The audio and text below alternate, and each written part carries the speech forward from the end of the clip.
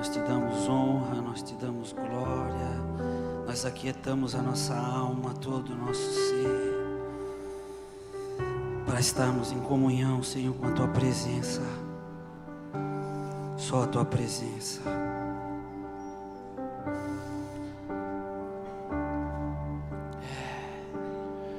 Essa é só uma imagem, vislumbre do que sempre vou estar fazendo. Essa é só uma imagem, vislumbre do que sempre vou estar fazendo. Essa é só uma imagem, vislumbre do que sempre vou estar fazendo.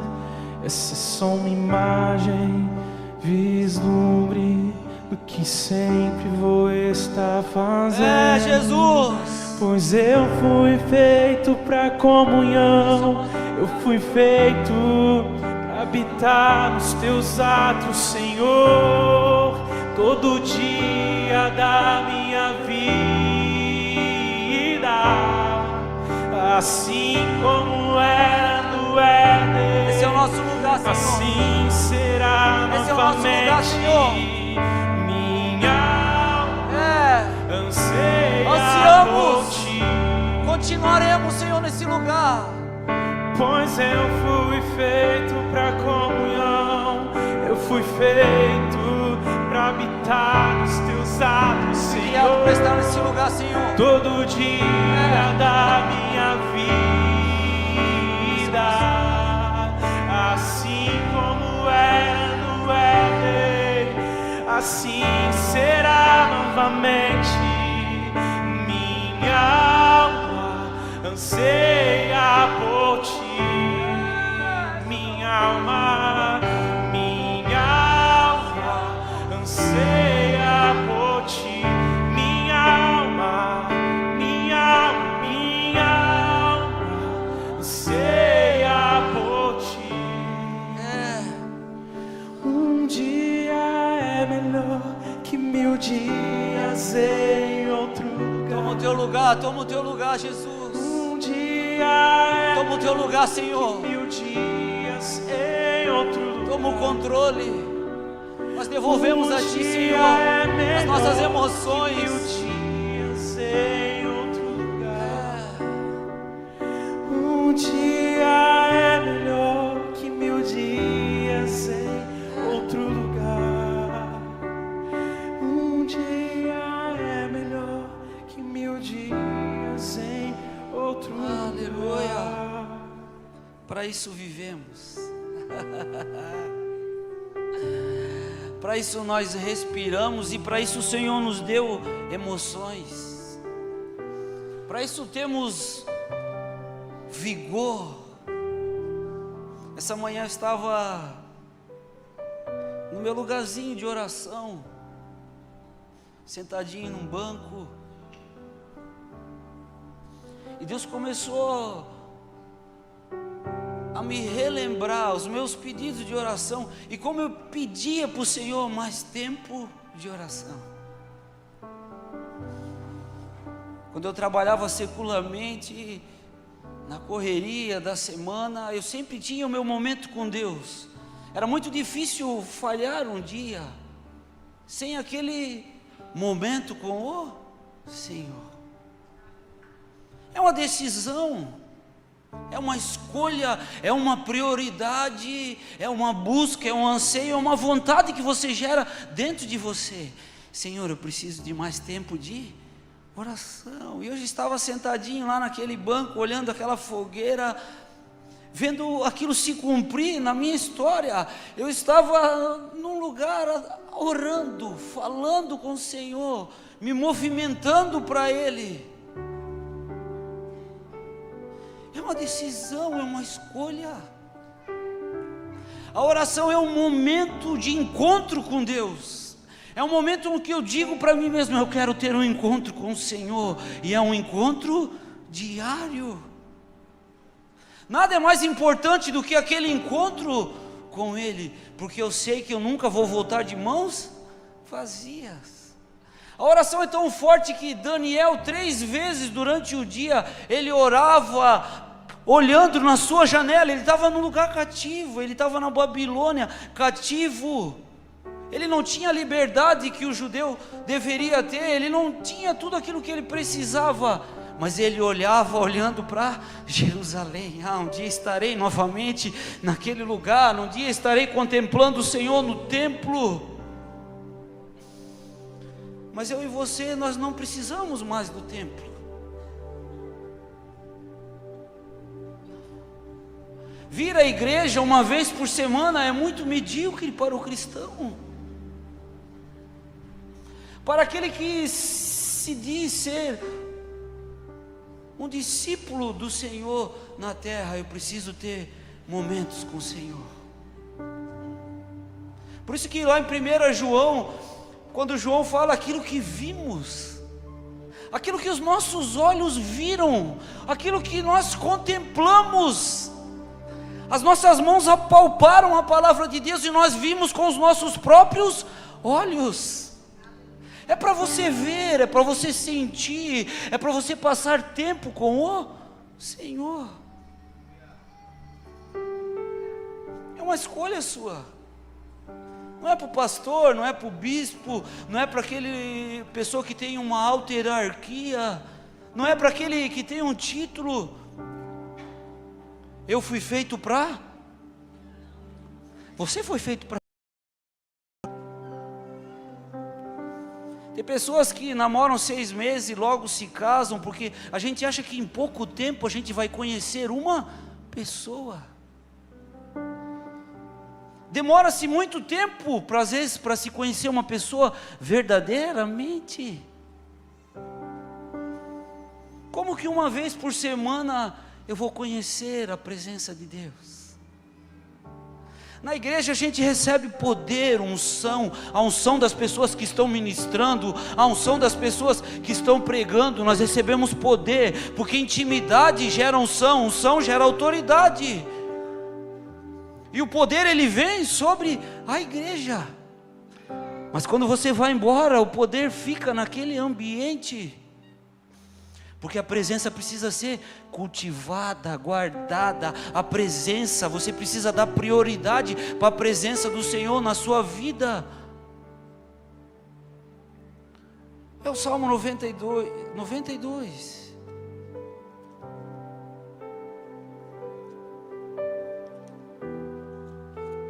Aleluia.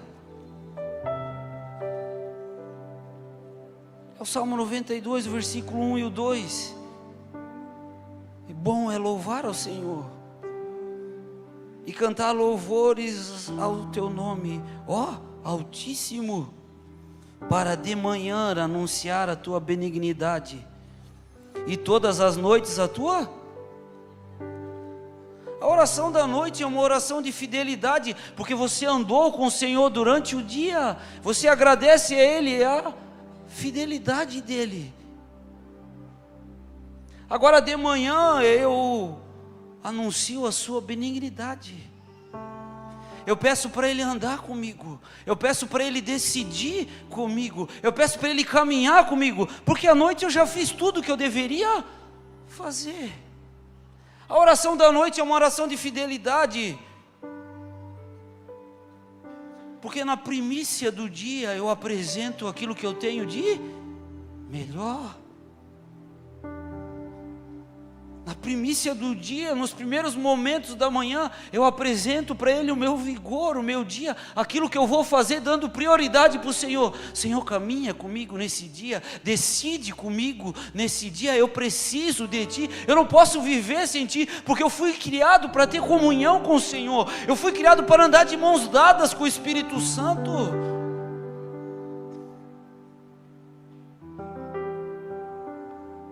Em toda a Bíblia, o Senhor sempre esteve presente. Nos primeiros capítulos Ele já pergunta para Adão: aonde estás? O que aconteceu contigo, Adão? Por onde tu anda? Por que tu está se escondendo atrás desse lugar?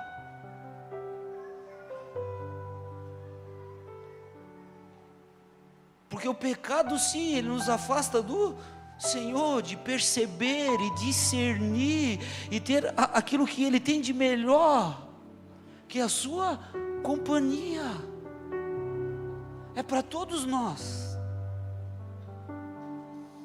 É para todos nós, sem exceção. O Senhor, Ele pergunta para todos nós, todos os dias, como a Bíblia declara de Gênesis, Apocalipse. O Senhor bradou na sarça ardente, para quê?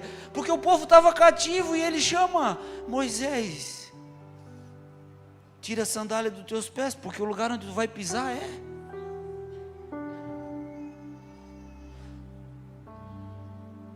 Deus chamou a atenção de Moisés, como Ele chamou a atenção de Adão,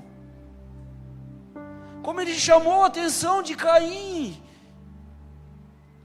como Ele disse lá em Êxodo 25:8, eles vão construir um tabernáculo e eu vou habitar no meio deles, porque Deus sempre quis habitar no nosso meio, Deus sempre quis habitar conosco.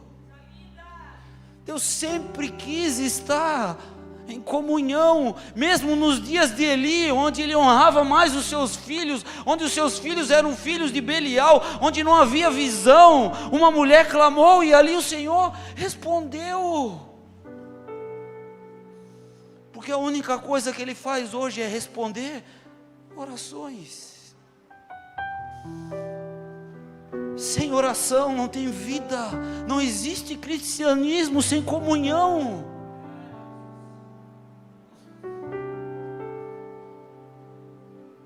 Como pode haver uma pessoa que canta para o Senhor e uma vez na semana ela se apresenta diante dEle para louvar a Ele? É tão pouco.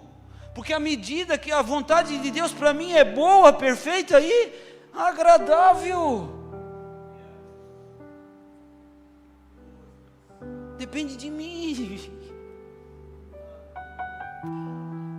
Depende de mim me apresentar, Senhor, não me deixa ser um rebelde, não me deixa ser uma pessoa de coração duro, não me deixa eu me tornar uma pessoa orgulhosa, não me deixa, Senhor, eu me afastar desse lugar, que o Senhor me chamou para estar nesse lugar, um lugar de comunhão. Deus te chamou. Para que Deus liberta uma pessoa? Para que Deus lava uma pessoa do pecado? Para que Ele purifica? Para estar em comunhão com Ele.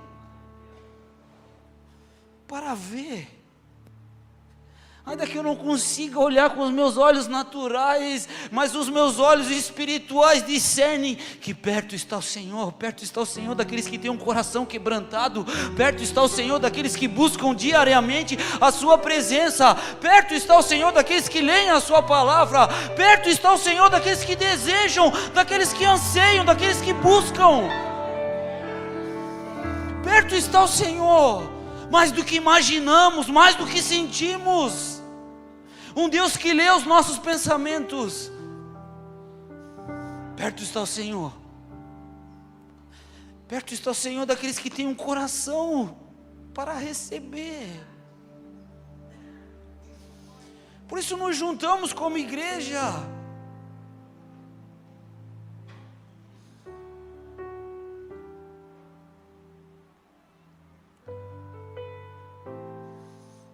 Por isso estamos aqui, Deuteronômio 28.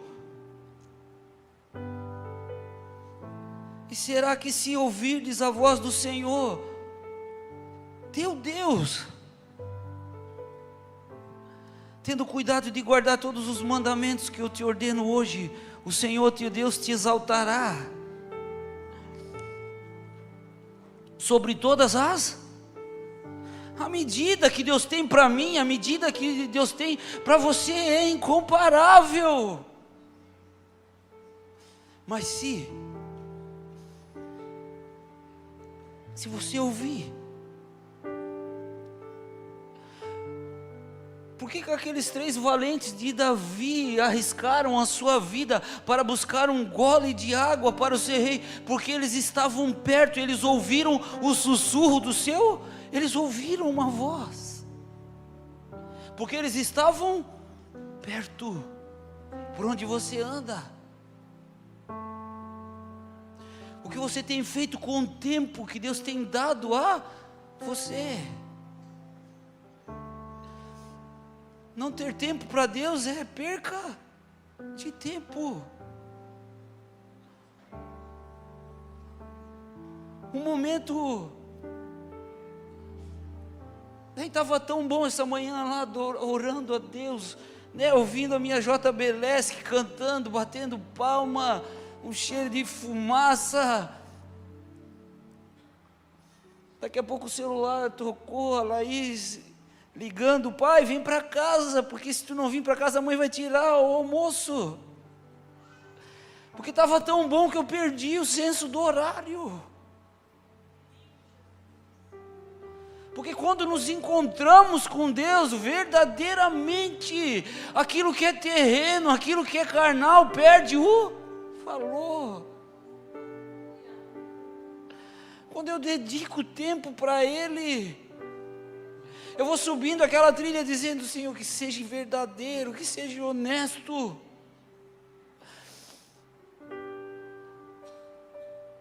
Porque não é uma grande obra que impressiona Deus, não é uma grande obra que vai impressionar a Ele, mas é o seu coração, como a pastora falou aqui, depende do nosso coração. Por que os discípulos, Senhor, ensina-nos a orar? Por que os discípulos pediram para Jesus? E Jesus disse: olha, quando vocês forem para a oração, não seja como os hipócritas, porque eles falam com a boca, mas o coração está longe. Então, antes de ir para a oração, Jesus ele já me dá uma dica: ó, quando tu for por esse lugar, tu precisa entender o que tu vai falar. Vem de dentro ou é uma coisa vazia? Eu não posso ser como um hipócrita, como Hipócrates. Era um ator lá da Grécia que usava 3 máscaras, e para cada encenação ele usava um tipo de máscara. A oração não é um lugar onde eu vou fazer uma atuação, não é um lugar onde tem alguém te vendo, não é um lugar onde você vai receber alguma coisa, não. A oração é uma decisão, é um encontro com meu Pai, com meu Criador, aquele que me formou, aquele que conhece tudo que eu quero, tudo que eu penso, tudo que eu sou, aonde eu quero chegar, é Ele que vai me levar, porque Ele tem o melhor para mim. Eu não posso ser um hipócrita, falando daquilo que eu não.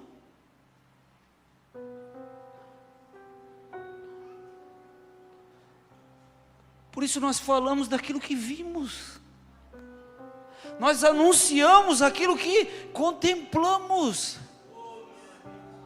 por isso contemplamos a Ele.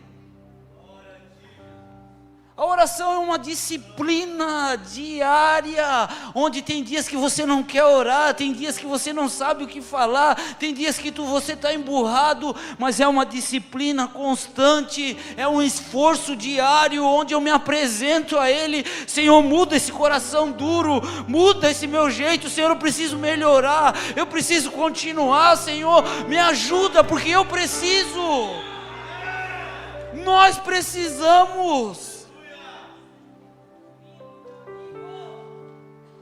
Por isso, se o cristão ele for esperar, o dia que eu tiver vontade, o dia que a minha alma, 15 minutos de oração, irmãos, é só para você guerrear contra o teu pensamento, contra a tua alma, contra a ansiedade. E depois de 15 minutos, quem sabe, dependendo do seu grau de ansiedade, de preocupação, de decisão, daquilo que você tem que fazer durante o dia, depois vai fluir alguma coisa para Deus. Porque uma oração de 5, 10 minutos é uma guerra interior ainda. Até a minha mente, até os meus desejos estarem cativos a Ele.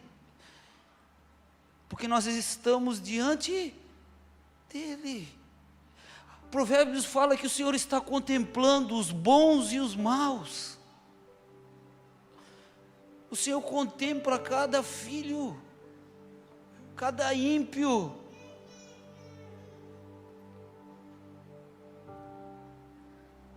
Por isso, se você continuar esperando uma vontade, uma palavra, um desejo, são nos dias mais difíceis de oração que Deus ele vai falar conosco, no dia que nós menos esperamos. Eu sentadinho lá naquele banco comecei a pregar para mim mesmo. E Deus começou a me levar, o que Daniel olhava na sua janela? O que ele esperava? Qual era a realidade que ele buscava olhando para Jerusalém, numa terra distante? Para onde você tem olhado? Para que você está aqui hoje? Qual é a sua dificuldade? Abra comigo Mateus 25, ou acompanhe no telão. Porque se nós não temos vida com Deus,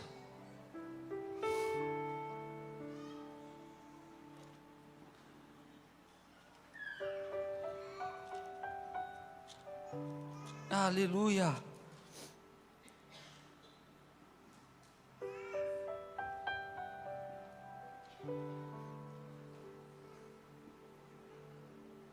Mateus 25, 15.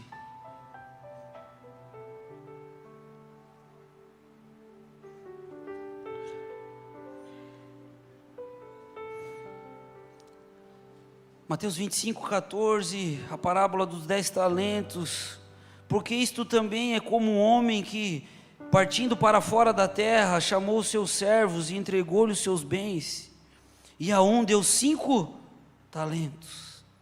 E a outro 2, e a outro 1, a cada um segundo a sua capacidade, e ausentou-se logo para longe. Então a palavra está falando que um recebeu 5, o outro recebeu 2, e o outro recebeu 1. Cada um recebeu segundo a sua capacidade. E tendo ele partido, o que recebera 5 talentos, negociou com eles e granjeou outros 5 talentos. Da mesma sorte, o que recebera 2, granjeou também outros 2. Também o que recebera 1, foi e cavou na terra, escondeu o dinheiro do seu senhor. E muito tempo depois veio o senhor daqueles servos e ajustou conta com eles. Então aproximou-se o que recebera 5 talentos e trouxe-lhe outros 5 talentos, dizendo: Senhor, entregaste-me 5 talentos, e eis aqui outros 5 talentos que ganhei com eles. E o Senhor lhe disse: Bem está, servo bom e fiel, sobre o pouco foste fiel, sobre muito te colocarei, entra no gozo do teu Senhor. E chegando também o que tinha recebido 2 talentos, disse: Senhor, entregaste-me 2 talentos, eis que com eles ganhei outros 2 talentos. Disse-lhe o seu senhor: Bem está, bom e fiel servo, sobre o pouco foste fiel, sobre muito te colocarei, entra no gozo no teu senhor. Mas chegando também o que recebera 1 talento, disse: Senhor, eu conhecia-te, que és um homem duro, que ceifas onde não semeaste, e ajuntas onde não espalhaste. E atemorizado escondi na terra o teu talento, aqui tens o que é teu. Respondendo, porém, o seu senhor disse-lhe: Mau e negligente servo, sabes que ceifo onde não semeei e ajunto onde não espalhei. Devias então ter dado meu dinheiro aos banqueiros, e quando eu viesse receberia o que é meu com juros.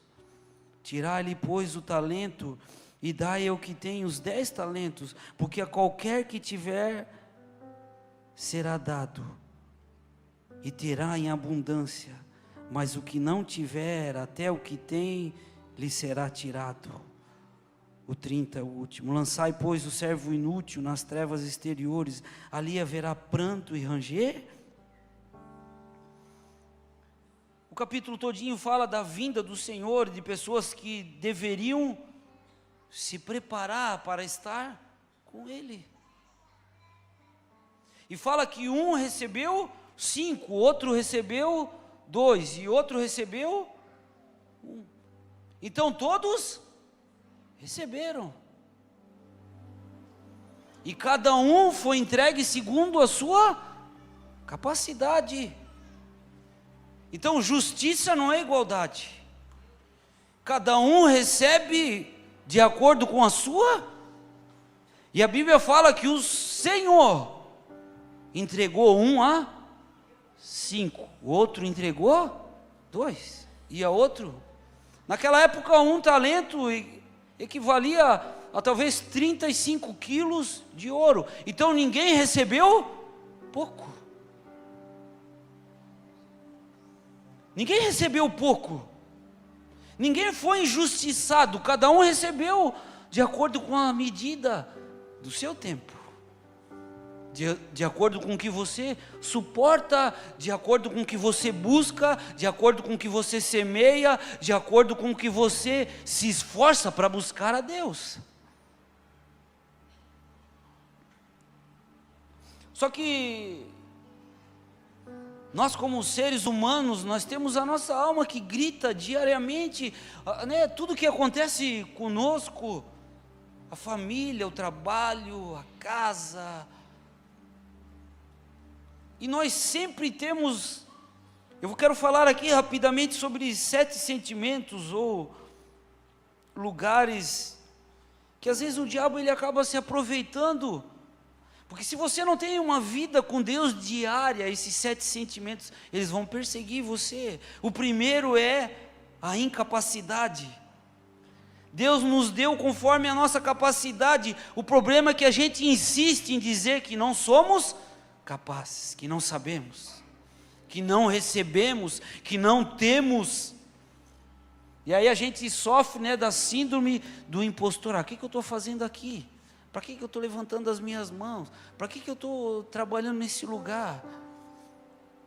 Aí eu nunca estou contente, porque eu sempre me acho incapaz, mas a minha capacidade não vem de mim, vem dele.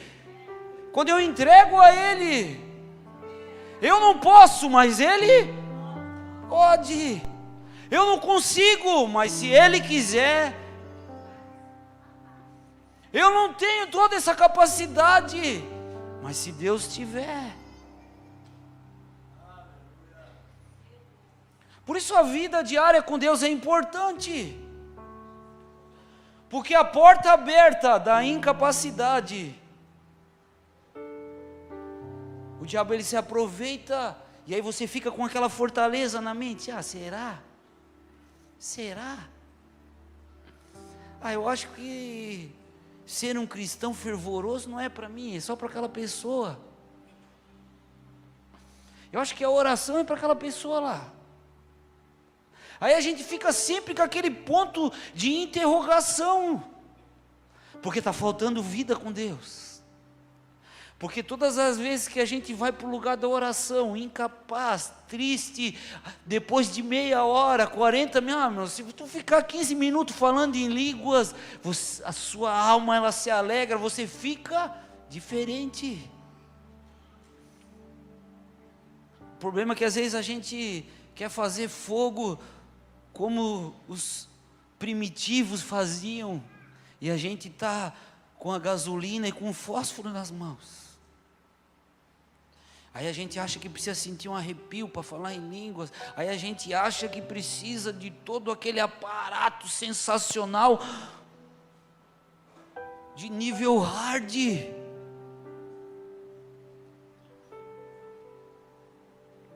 Nós precisamos alinhar nossa visão com a de Jesus, porque Jesus ele olha para mim de uma ótica totalmente diferente.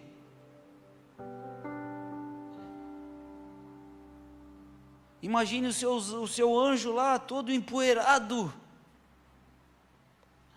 porque você não tem vida com Deus, e Ele não se movimenta a favor de você, porque os anjos são ministradores ao nosso favor. Oramos a Deus e Ele envia os seus ministros. E depois da incapacidade vem o sentimento de carga, o cansaço.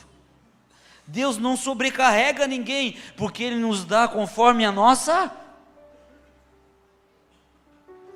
O problema é que às vezes a gente quer viver a vida daquela pessoa. O problema é que às vezes a gente quer carregar um peso que não é nosso. Às vezes a gente quer estar num lugar que não é nosso.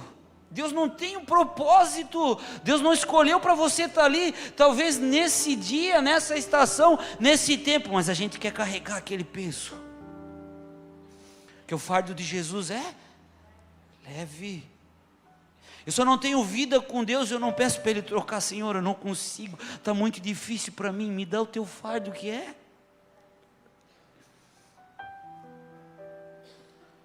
Porque se você não pedir e orar e ter vida com Deus, quem é que vai fazer? Por você, pela sua casa.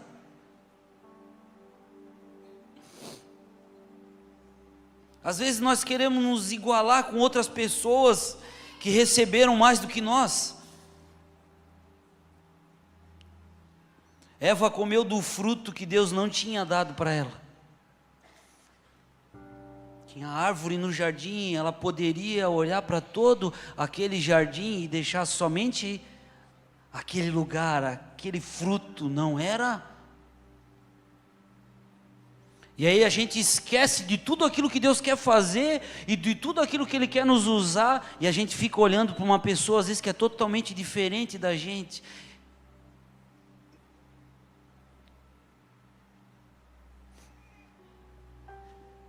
O terceiro é muito forte, é a inferioridade.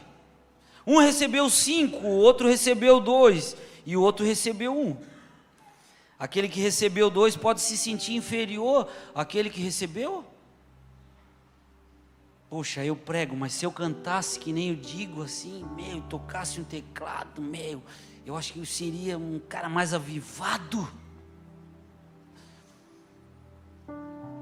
Se eu fosse um cara bonito que nem o pastor Fábio, estiloso assim, nossa, né?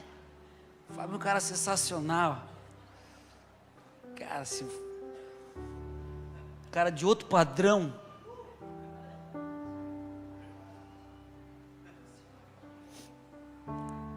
A lente da comparação sempre vai distorcer. Quem se compara sempre para. Agora, quem se inspira, avança. Porque se eu olhar para o Digo de uma ótica diferente, a ótica de Cristo, posso me juntar com Ele, e adorar a Deus, e buscar a Deus, não querer o que Ele tem, não querer o que Ele faz, mas eu posso me juntar, eu posso me conectar com Ele, e absorver aquilo que Ele vai gerar na minha vida, porque uma pessoa do meu lado sempre vai gerar. Agora, se você se comparar, você sempre vai parar, porque a nossa lente de comparação é totalmente diferente. Eu posso me tornar orgulhoso por aquilo que eu faço. Eu recebi 5, eu canto, eu toco violão, eu prego, eu dou aula. Meu Deus, faço um aviãozinho, agora sim, eu posso me orgulhar, porque Deus me deu uma capacidade maior. Se eu fosse que nem o pastor Edson Zimmermann, meu Deus, aí seria fogo.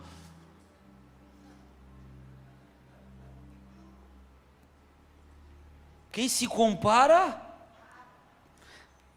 e Deus trata de forma diferente os diferentes. Nós somos todos, como Deus vai tratar igualmente? Não, eu sou diferente. Deus trata de forma diferente as pessoas que são diferentes.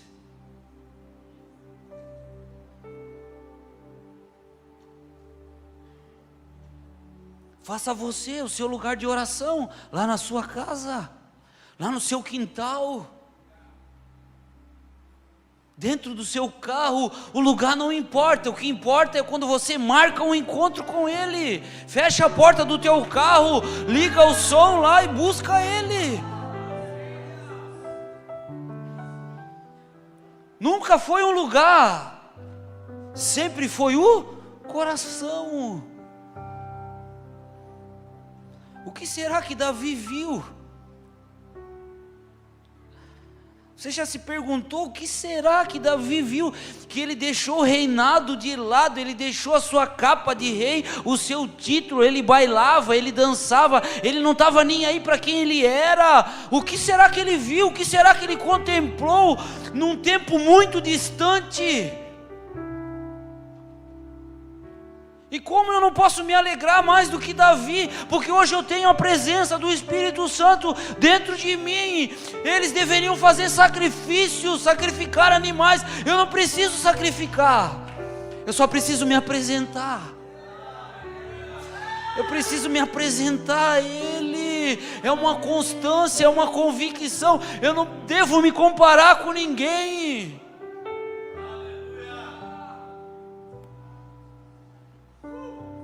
Estamos às vezes a gente está no mesmo ambiente.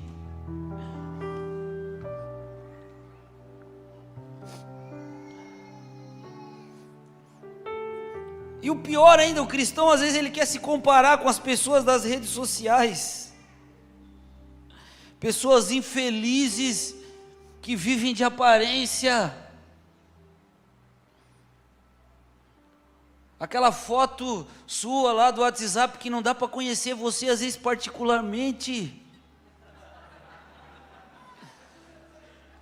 Você pode sim, mas de vez em quando bota uma foto normal para você se mostrar quem é você. Quem é você?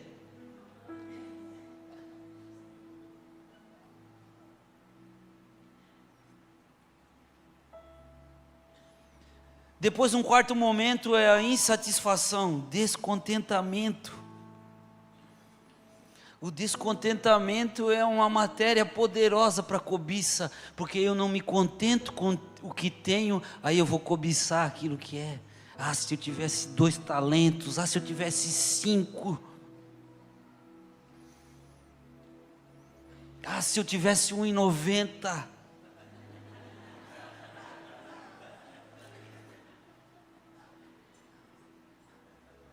E aí a gente vive assim. O que nos completa não é o que nos falta, mas sim aquilo que não entregamos ainda a Jesus.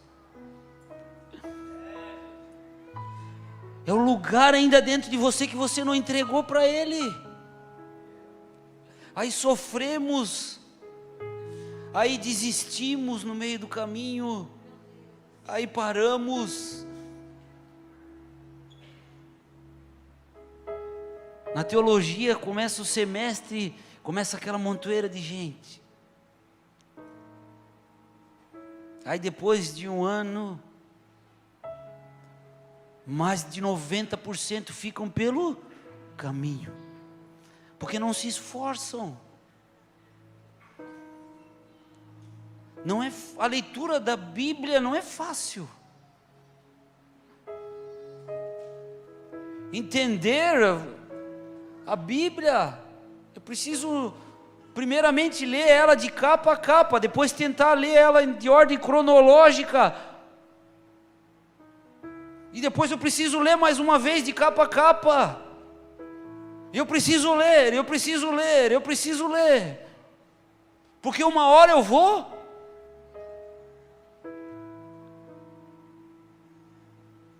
E às vezes a gente não lê, né? Se a gente pegasse o plano anual que foi entregue para muita gente aqui, muitos já jogaram fora, talvez não sabem nem onde está.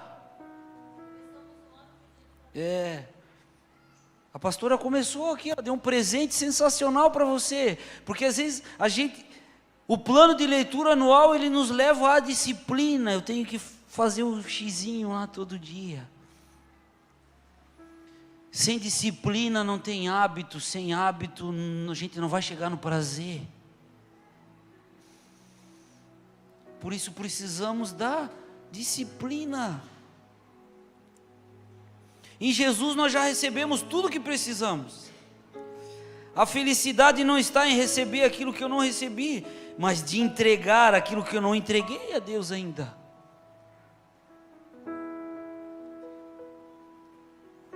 Como você cuida daquilo que já recebeu? Ainda não está bom? Deus trabalha com pouco. Você não precisa de muito. Durante o texto ali, Deus falou várias vezes: servo bom e fiel. Fiel naquilo que você começa. Todo mundo tem, mas nem todo mundo vive como tem.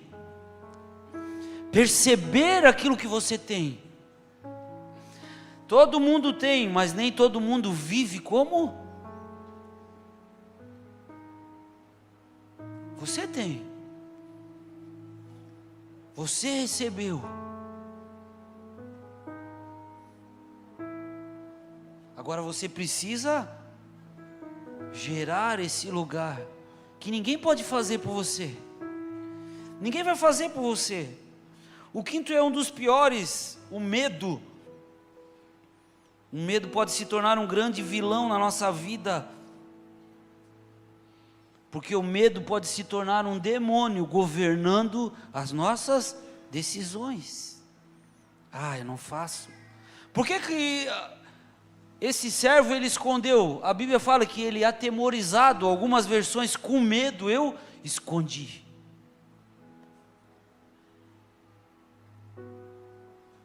Todos esses sentimentos, numa medida, eles são bons, porque Deus criou tudo. Mas quando eles começam a governar a nossa vida, por causa do medo ele escondeu. Medo é capaz de enterrar a nossa capacidade. O medo, por exemplo, pode bloquear o plano de Deus para a minha vida. E aí por causa do medo, eu deixo o plano de Deus e vivo o plano que o cara suja tem para você, para mim. Porque nós temos dois caminhos, sim, sim, não, não. O medo às vezes é uma lembrança de algo ruim que aconteceu lá no passado, mas ele continua paralisando ainda as nossas vidas hoje. Eu preciso tirar o medo do governo da minha vida, colocar Jesus no governo da minha vida. Por isso precisamos de Jesus.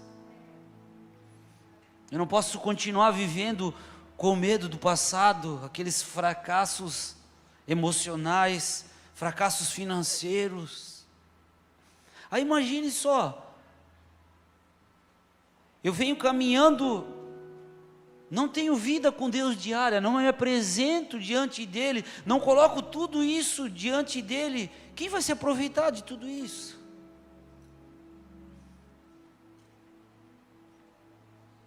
E depois do medo vem um sentimento forte de isolamento, solidão. Ao invés daquele que escondeu o seu talento pedir ajuda, vou pedir ajuda para aquele que recebeu 5, para aquele que recebeu 2. Aí eu sou orgulhoso, não peço ajuda, porque Deus não quebrantou o meu coração e não colocou uma pessoa perto de mim para me ajudar. E às vezes é só eu mandar um WhatsApp pedindo ajuda para alguém, dizendo que você não consegue. A igreja ela trabalha em várias áreas. Tem o grupo do empreendedorismo, tem o grupo do casados, tem um ambiente de cura para a mulher, para o homem, para o adolescente. Tem a sala de oração. Tem todo um ambiente que você precisa. A igreja abre as portas, chama, puxa a orelha. Só que tem lugares que ninguém pode levar você, se você não decidir no seu coração estabelecer tempo, propósito, 21 dias, 30 dias, A Bíblia fala muito de números. Para que ela fala tanto de números? É a disciplina dos dias.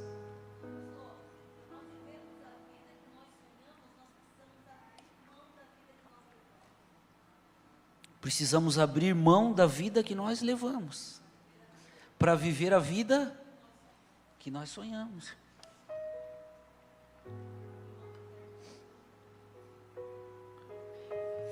Ele não estava sozinho ali, porque eles estavam perto. Um recebeu 5, o outro recebeu 2. Então eles estavam num grupo. Ele não estava sozinho, não estava isolado. Era só pedir. Às vezes a gente está rodeado de amigos. Essa semana choveu muito, passei num lugar que tinha muita água com meu carro, acendeu uma luz, começou a falhar, fiquei já pelo meio do caminho umas 2, 3 vezes. Poderia já reclamar muito do meu carro. Aí fui lá na casa do Neymar, ri um pouco com ele lá, escutei um pouco da vida dele, conversamos, comemos, rimos. E fui para casa feliz, porque nós sempre estamos rodeados de pessoas que sempre podem compartilhar algo de bom. O problema é que às vezes a gente tem tanta dificuldade que a gente senta na mesa para falar da vida dos outros. Irmãos, eu não gosto de fofoqueiro.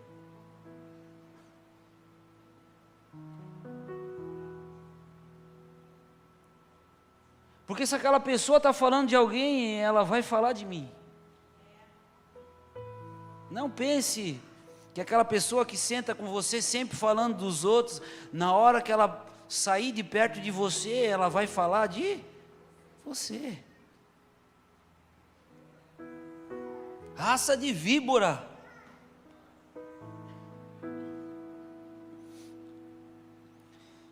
E às vezes a gente vive até numa escassez emocional, porque nós não compartilhamos, não abrimos o coração. Temos tantas pessoas aqui na igreja de confiança para pedir ajuda. Temos tantos obreiros aqui que podem ajudar.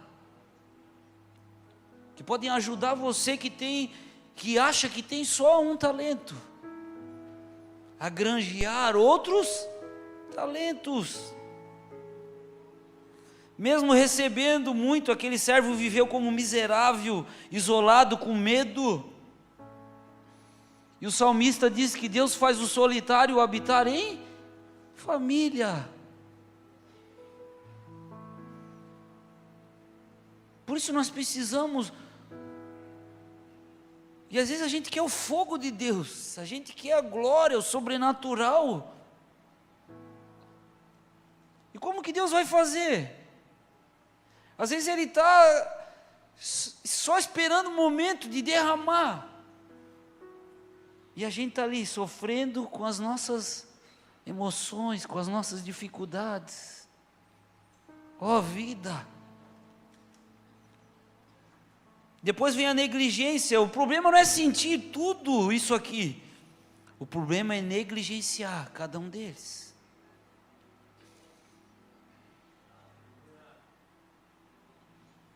Todos somos humanos. A minha irmã é uma querida, nem parece que é minha irmã. Aonde a minha irmã vai, ela fala com todo mundo, ela conversa, ela carrega todo mundo para a casa dela. Sempre as pessoas estão lá na casa dela pedindo conselho. Aonde ela vai, logo ela já faz amizade com todo mundo. Ela é muito querida, ela é uma evangelista nata, ela fala de Jesus aonde vai, em qualquer momento, em qualquer lugar. A minha irmã é uma bênção. Imagine se eu olhasse para ela e olhasse para mim. Poxa, como eu queria ser, mais legal, mais simpático assim, como eu queria, como eu queria conversar mais. porque é a medida dela. É a graça que Deus tem com ela. Ela vive na graça que Deus tem com ela, e eu vivo na graça que Deus tem comigo. E nos damos muito bem. Agora imagine, 6 meses você dentro da igreja, vindo só aos domingos,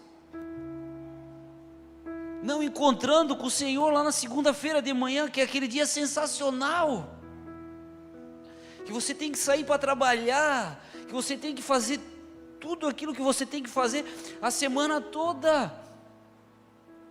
Esse é o dia que Deus está esperando você dizer: eu vou ter um encontro com o Senhor na segunda-feira de manhã. Pode acontecer que eu tenho um encontro com Deus. A partir de hoje terei encontros com o Senhor diariamente, porque a oração é uma via de mão dupla. Eu falo, Ele fala, eu ouço, Ele ouve, e Ele continua falando, Ele continua. Porque ninguém pode dizer que não recebeu nada. Ninguém pode dizer para Deus que Ele é injusto. A igreja não é um lugar de igualdade. Justiça não é igualdade, porque amor e justiça é a mesma coisa, é o mesmo Deus, é o mesmo Senhor. O problema é que às vezes a gente coloca o nosso afeto, o nosso carinho no lugar do amor de Deus, porque o amor de Deus e a justiça de Deus são a mesma coisa. Ele deu para você, e Ele acredita que você pode granjear outros, que você pode compartilhar, que você pode orar, que você pode interceder, que você pode abençoar alguém, que você pode compartilhar. Imagine se aquele menino com 5 pães e 2 peixinhos e escondesse aquele pouco que ele tinha, uma multidão inteira não se alimentaria com 5 pães e 2 peixinhos, porque uma pessoa decidiu compartilhar o pouco que tinha. Eu estou aqui essa noite compartilhando com você um pouco que eu tenho, para que o Senhor pegue isso e crave no seu coração, crave em você. Para isso nós temos esse momento, para compartilharmos.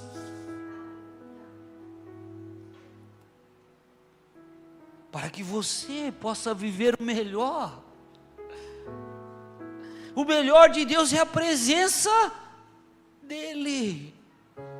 Você sentadinho lá de joelho, em pé, andando, sei lá como você quer orar, sei lá como você deseja orar, tanto importa, de joelhos, em pé, de lado, sentado, mas importa que eu continue marcando, dia após dia, diariamente, um encontro com Deus Todo-Poderoso, aquele que tudo pode, aquele que tudo faz. Ainda que eu passe pelas águas, eu não vou me afogar. Ainda que eu passe por um vale difícil, eu não vou passar, eu não vou ficar naquele lugar, mas eu vou passar. Ainda que eu passe pelo fogo, o fogo não vai me queimar, porque o Senhor está comigo. Ele vai bradar comigo, Ele vai falar comigo.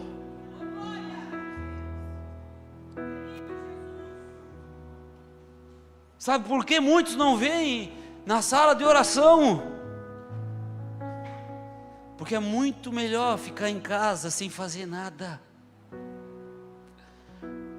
falando da vida dos outros, dizendo que você não pode, que naquele lugar de vitimismo, naquele lugar que Deus nunca chamou ninguém para vir, porque Ele deu um talento para você, Ele foi justo com você, na medida da sua capacidade. O problema é que às vezes a gente é infiel, a gente quer mostrar aquilo que a gente não tem, a gente quer mostrar o talento para aquela pessoa que a gente não tem ainda. A gente quer se tornar uma pessoa que às vezes a gente não é. Ou pior ainda, decidimos a nossa vida por causa de uma profecia que ouvimos de alguém que às vezes nem conhecemos.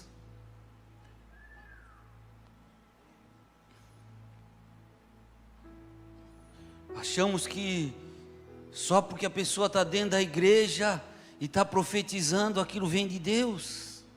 Aí se eu não tenho vida com Deus, eu sou levado como o vento de um lado para o outro, porque não tenho convicção,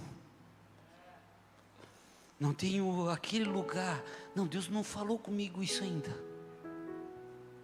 Eu vou fazer como Daniel, 3 vezes ao dia, eu vou orar olhando pela janela, não estou naquele lugar ainda, eu não consegui chegar naquele lugar que eu almejo, que eu busco em Deus, mas eu continuo orando, olhando para aquele lugar, porque se Deus quiser Ele vai me levar. Se Ele não me levar até lá, eu vou continuar orando, eu vou continuar buscando, mas se Ele quiser me levar até naquele lugar, eu vou continuar, eu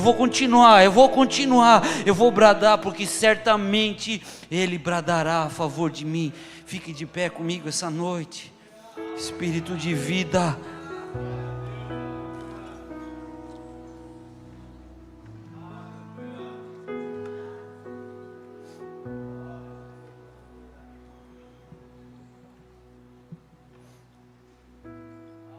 Aleluia. Isaías 62. Aleluia.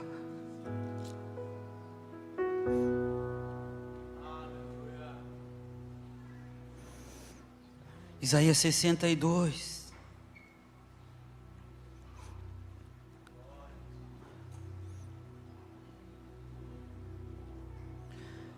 O versículo 1, 2, o 3 e o 4, ele diz assim: por amor de Sião, por amor dos meus filhos de Deus, por amor da minha igreja, por amor daqueles que querem me encontrar, por amor daqueles que querem ter intimidade comigo. O Senhor está falando com Isaías de uma glória futura de Jerusalém, e ele diz assim: não me calarei, e por amor de Jerusalém me não aquietarei, até que saia a sua justiça como um resplendor, e a sua salvação como uma tocha acesa, e as nações verão a tua justiça, e todos os reis a tua glória, e chamar-te-ão por um nome novo, que a boca do Senhor nomeará, e serás uma coroa de glória na mão do Senhor, e um diadema real na mão do teu Deus. Nunca mais te chamarão desamparada, nem a tua terra se denominará jamais assolada, mas chamar-te-ão Refzibá, e a tua terra Beolá, porque o Senhor se agrada de ti, o Senhor se agrada de mim, o Senhor se agrada de ti, e com a tua terra o Senhor se casará. O Senhor se agrada de mim, o Senhor se agrada de você. Cantares fala que leite e mel estão debaixo das nossas línguas. Mostra-me a tua face, faze-me ouvir a tua voz. Quantas vezes o Senhor bradou na terra chamando? Na entrada triunfal de Jerusalém, ele anda chorando em Jerusalém. Jerusalém, Jerusalém, que mata os profetas, que diz não à minha vontade. Quantas vezes eu quis trazer vocês para pertinho de mim, para ter um relacionamento, para ter comunhão, para ter amizade, para te fazer uma pessoa nova, para fazer você nascer de novo. Quantas vezes eu quis trazer você para perto. Nunca mais seremos desamparados. Depende de você,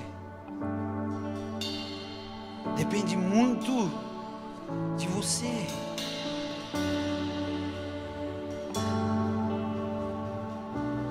O meu amado fala e me diz: levanta, amiga minha, formosa minha, e vem, porque eis que passou o inverno, a chuva cessou e se foi, aparecem as flores na terra, o tempo de cantar chega, e a voz da rola ouve-se em nossa terra. A figueira já deu os seus figuinhos, e as vides em flor exalam o seu aroma. Levanta-te, amiga minha, levanta-me.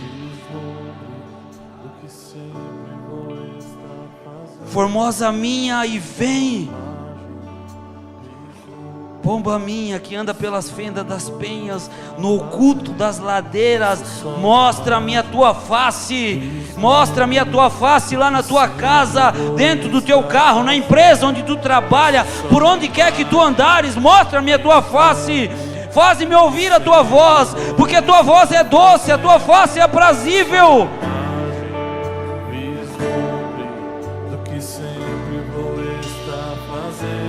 Provérbios 8, lá no finalzinho.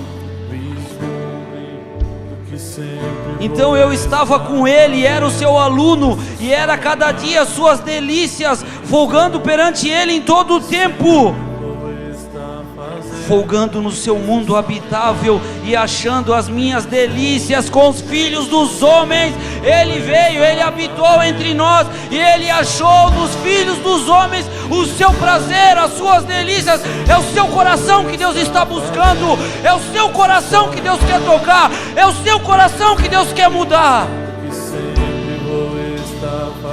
Por isso eu quero chamar você para um novo tempo, uma nova estação de decisão, não na alma, não por sentimento, não porque eu estou falando, mas você vai dedicar números ao Senhor, 7 dias, 21 dias, não faça aquilo que você não pode cumprir, não faça aquilo que você não tem capacidade para fazer, mas estabeleça aí no seu coração um tempo de oração com o Senhor, 15 minutos, 20 minutos, meia hora, assinale, ó Senhor, em tal momento eu vou me encontrar com o Senhor, eu não vou parar, eu vou insistir, eu vou continuar.